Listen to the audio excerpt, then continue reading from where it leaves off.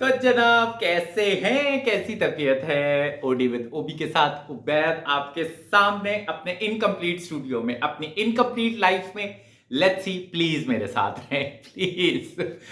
बहरहाल, मैंने आपको बताना था कि एक मेरी लाइफ में, इस स्टूडियो की लाइफ में एक प्रोग्रेस ये हुई है कि मुझे कुछ लोग पिछले 3-4 साल से मेरे साथ साथ थे, जो मेरे सीनियर्स थे, जिनसे मैं बहुत कुछ सीखता था। और कई जगहों पे वो भी मुझे ये ऑनर देते हैं कि वो ये कहते हैं मेरी गैर मौजूदगी में कि उन्होंने भी मेरे से बहुत ज़्यादा सीखा, वो बहुत मेरे से इंस्पायर्ड हैं। सो ये उनकी मेहरबानी है। बहुत कम लोग होते हैं आजकल जो आपको अप्रिशिएट करते हैं। खैर, बहरहाल, तो कहीं ना कहीं उन्होंने, वो भी पढ़े ऐसे लोग थे कि जो कि research, critical thinking, philosophy, innovation, out of the box सोचना, नई इनोवेशंस के साथ बिजनेसेस प्लान करना, ऐसी टीम थी। गोरे हैं, बाहर के लोग हैं, अंग्रेज हैं। तो उन्होंने मुझे भी अपने साथ रखा हुआ था पिछले 1.5-2 साल में। तो इवेंचुअली हम लोग पिछले 6 महीने से काम कर रहे थे एक ऐसी छोटी सी टीम बनाने के लिए जिसमें हम लोग अपने आइडियाज, अपने अपने दिमागों को यूज कर सकें। क्योंकि ब्रेन है जो एक इवेंचुअली हमारे पास है, और आजकल के दौर में जब एआई रेवोल्यूशन और बहुत सी चेंजेस आ रही हैं, पॉजिटिव भी हैं, नेगेटिव भी हैं, लेकिन हमें आइडिया हो रहा है कि after after almost a century हमें आइडिया हो रहा है कि फिर वर्ल्ड में टोटली एक नई चेंज, नई चीज आने वाली है, जो कि पता नहीं क्या है। हमेशा ऐसा होता है, ये वेव्स आती रहती हैं, ये न्यू वर्ल्ड ऑर्डर्स आते रहते हैं। तो उसमें हमने अपने ब्रेन्स को इकट्ठा करने की एक एफर्ट पुट की थी, और हमने एआई के साथ कोलैबोरेशन, कोऑपरेशन और राइवलरी, बट हेल्दी राइवलरी का सोचा था और प्लान किया था। एआई एक हकीकत है और वो मौजूद है। हर हर दौर में नई टेक्नोलॉजीज आती हैं, उसके नए चैलेंजेस होते हैं। इस दफ़ा एक नया चैलेंज है, और इस दफ़ा हमें शायद फिजिकली चैलेंज नहीं है उस टेक्नोलॉजी से, ना ही वो टेक्नोलॉजी कहीं हमारी ह्यूमन बॉडी की एक्सटेंशन है। ऐसा कुछ नहीं है। वो बजाते खुद अभी तक ये समझा जा रहा है कि सोचने समझने की सलाहियत रखती है। लेट्स सी, उनसे अब ये हकीकत तो हमारे साथ मौजूद है, और इसमें अब हमें उसके साथ कोलैबोरेशन, कॉपरेशन और इंटीग्रेशन के साथ काम करना है। तो हम लोग इकट्ठे हुए हैं। मुझे उन्होंने कहा कि आप मिडिची ब्रेन हैं, मिडिची इफेक्ट पैदा करने वाले हैं, जो कि नई इनोवेशंस के लिए ज़रूरत है। और उन्होंने कहा कि ये पहली दफ़ा एक नूओस्फियर है, NOOSPHERE, नूओस्फियर। नूओस्फियर बेसिकली एक ऐसा कॉन्सेप्ट है जिसमें सब इंटेलिजेंट बीइंग्स जो इस दुनिया में बसते हैं वो एक कनेक्शन में है।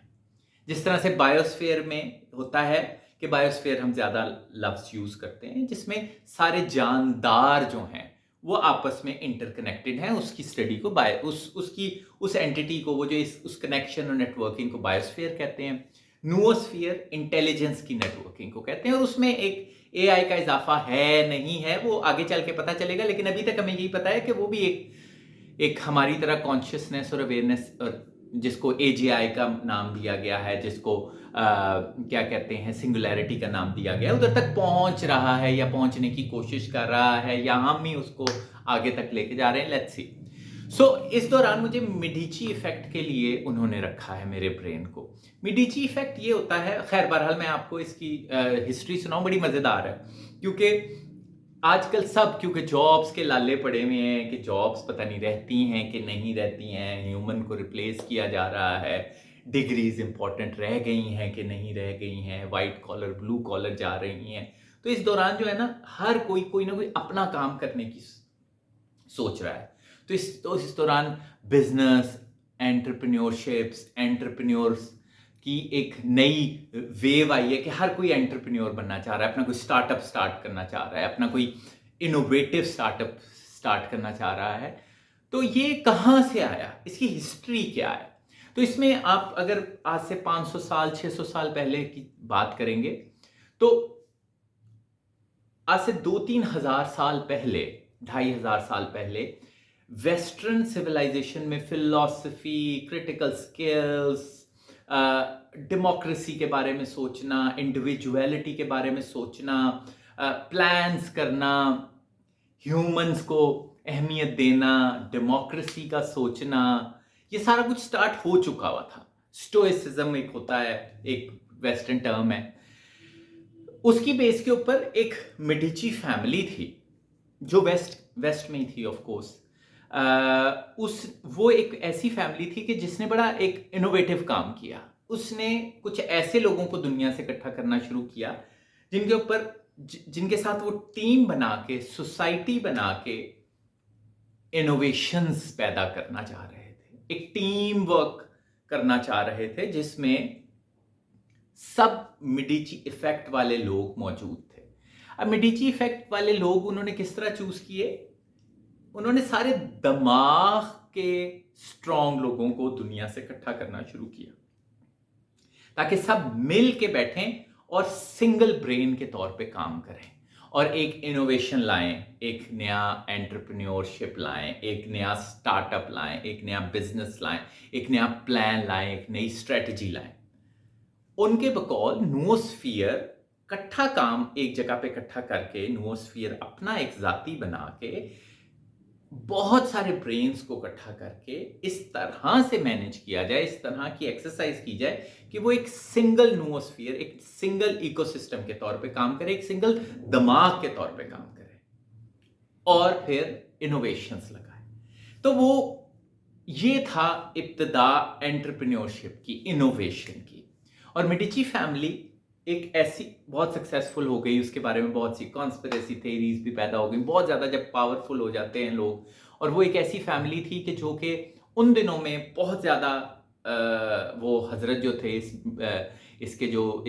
मेडिची फैमिली के जो हेड थे, जिन्होंने ये सारा कुछ किया, जो पहला सक्सेसफुल इंसान था उस फैमिली का, उन्होंने, आप ये गूगल पे सर्च कीजिएगा, ये सारा कुछ मौजूद है। मैं सिर्फ अपनी लाइफ को डॉक्यूमेंट कर रहा हूँ कि मैं वहाँ तक कैसे पहुँचा। तो आप उनको देखेंगे तो वो उससे पहले ज़्यादातर मिडीवल टाइम्स जो आपको सुनाई देता है, आप मूवीज़ में देखते हैं, 500-600 साल पहले, एक बड़ी चेंज आने से पहले अगर आप देखते थे तो सक्सेसफुल और पावरफुल लोग जो होते थे वो बादशाह होते थे, वॉरियर्स होते थे, सिपा सलार होते थे, लीडर्स होते थे। वो मतलब कि वो एक टोटली डिफरेंट तरह का पावर और पैसा कमाने का और इन्फ्लुएंस कमाने का तरीका होता था।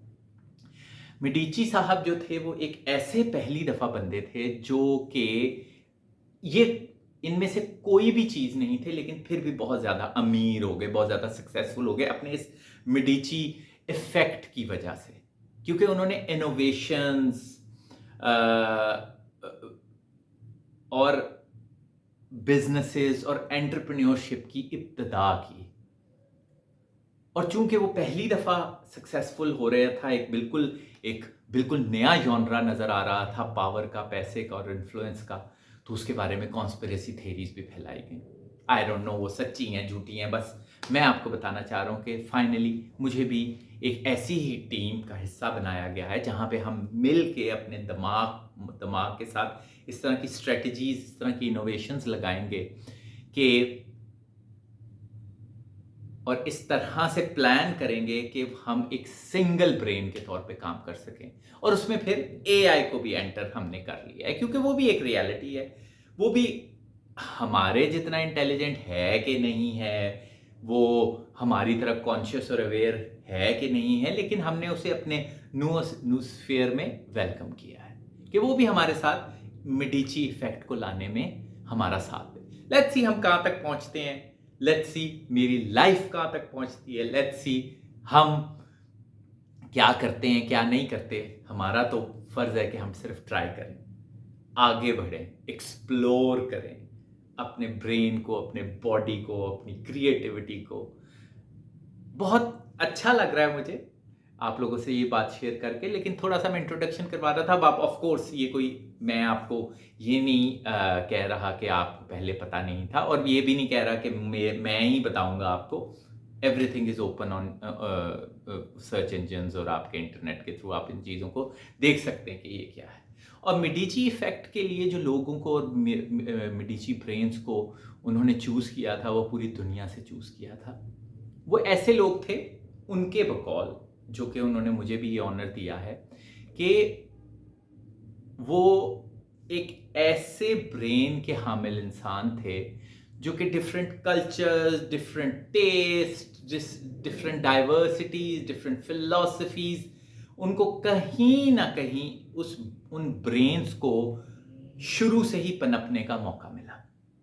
इसमें कहीं ना कहीं मैं अपनी अपब्रिंगिंग को भी कहूँगा कि पहले 10 साल मेरे पेरेंट्स ने, मेरे इर्द गिर्द के सिस्टम्स ने मुझे बहुत ज़्यादा सपोर्ट किया मेरी पर्सनल ग्रोथ में, मेरी कॉन्शियसनेस और अवेयरनेस को इंक्रीज करने में। वो मैं आपको बाद में बताऊंगा, वो एक मेरा बचपन की एक अलग स्टोरी होगी। मैं अभी शायद ये फील नहीं कर रहा कि मैं आप लोगों का टाइम ज़ाया करूं, लेकिन बहरहाल मेडिची इफेक्ट के लिए एज अ मेडिची ब्रेन मुझे सिलेक्ट किया गया। लेट्स सी हम कहाँ तक जाते हैं, किधर तक जाते हैं, क्या करते हैं अपनी लाइफ में, बट ट्राई करते रहें। अपनी सेहत का ख्याल रखें, अपने दिमाग की सेहत का ख्याल रखें, अपने बॉडी की सेहत का ख्याल रखें। इसी मैसेज के साथ उबैद अपने इनकम्प्लीट स्टूडियो और अपनी इनकम्प्लीट लाइफ से साइनिंग ऑफ। Bye bye.